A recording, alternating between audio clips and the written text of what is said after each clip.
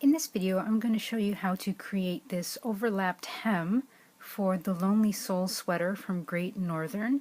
So you're going to need your Lonely Souls pattern, you're going to need a couple of stitch markers, and you're going to need some DPNs. Let's get to it. At this point in the pattern, I've completed my back and my front bottom hems. And I've just completed the step where it asks me to knit to the last 15 stitches for the back piece and place the first 15 stitches of the front on a DPN. So the reason why you put these first 15 on a DPN is because it's a little easier to manipulate, because what you're going to be doing is connecting. You're making that connecting side piece by knitting through these two layers together, like that. Throughout this whole part, you are still continuing the seed stitch that you've done for the bottom edge hem. So I'm going to work through the first essentially half of these stitches in seed together to join them. At the approximate midway point, the pattern's going to ask you to put a marker, because that's going to be the center side seam there.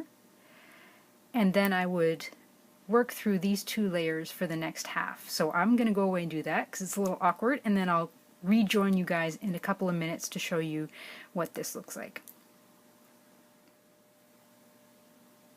Okay, checking back in with you, I've actually connected the first section, which is going to be the back part, and now I'm going to move forward to connect the front part of the overlapping hem here. Now, something that you might be wondering is why the overlap here isn't divided perfectly between front and back. One of the reasons is because of what's going to happen in the shaping later in the sweater.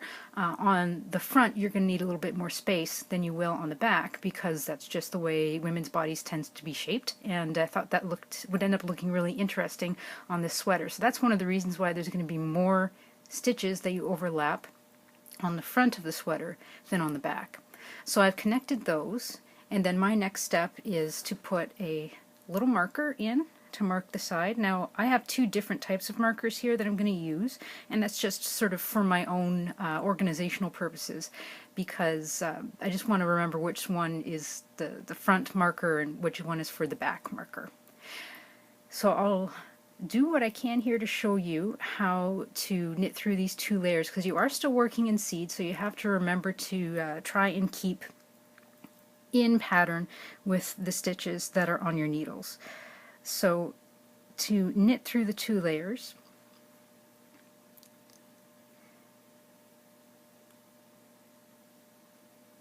there you go, and you pull the stitch through and off the two needles, and so that's connected those two stitches together with the new one. The purl one might be a little bit trickier, but fortunately you don't have to do it too many times.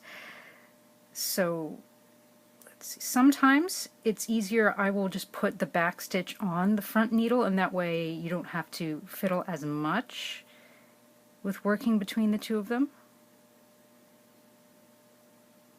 So if they're both sitting on the front needle, then all I have to do is purl two together.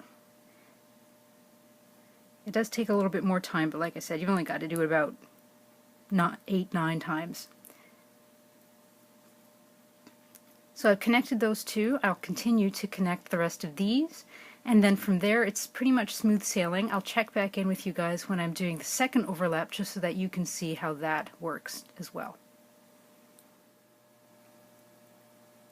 Alright, so I've completed knitting around the front to the last 15 stitches. You see back there that marker I placed last time, and I worked all the way around the front in seed, and then placed the last 15 stitches of the front on a DPN here. Again, now the reason for doing that is just it makes it a little easier to manipulate, because the next thing you're doing, being careful not to twist your stitches, as every time you join something in the round, I'm going to place them behind the back stitches there and do the same thing, knitting through these two layers to connect them. Halfway through, placing a marker, and then completing that join there. Once the join is totally complete, you then start working in stockinette. It's pretty much smooth sailing, and then you start doing all of your sweater shaping. So that is how you join the side seams for Lonely Souls. Again, I'll finish this. I'll come back and show you guys what it looks like later and compare it to the totally complete sweater. Okay, just want to check in with you all again to show you how the completed hem is going to look. So this is the finished sweater, and this is the overlapped hem that we've just completed. And you see 15 stitches worth of connection here, and you can sort of see halfway between where these are connected, the side seam decreases start happening up there. So that sort of gives you a mental image of what's happening when you're creating this, and one of the reasons why those markers are placed in the middle of you creating this connection. So that's the finished sweater, and this, once you've finished every step of connecting, is what you sort of left at. So this is the front, and this is the back. You can see that the back on this side overlaps the front, just like here. I have my marker sitting in the middle of the overlap that I've just completed. And then from this point, the pattern pauses and it gives you the stitch count that you now have, so it would be advisable to double check that everything is what it says it's supposed to be, that you have the right number of stitches in total, and then they've been divided correctly for the front and then the back. Thanks everyone.